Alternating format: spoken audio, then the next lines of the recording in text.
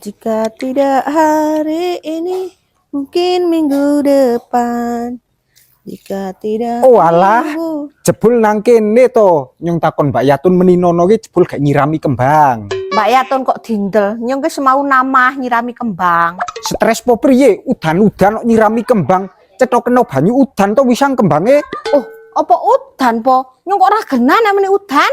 Pancen jan samangke mripate ora melek ya. Mbok delokke jogane wae teles kok. Nyong mergane terus turu, njuk ora genah nek udan. Pancen tukang turu.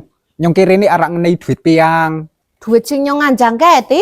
Iya, piang lak nganjang go nyong pisan kae to. Iya, gaya semang bahasa Indonesia barang. Ndi bayarane sing nyong nganjang sepisan? Iya tak wei duit tok sepisan wae kok kuwate ra bayar. Nyake tak wei duit.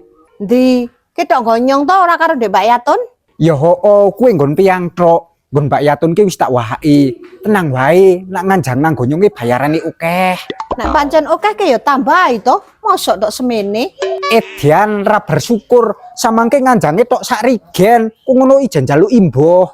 Iya, nyong bersyukur. Tur nuwun ya Ti, sing ne duit akeh ra ketung nyong tok nganjang sak rigen.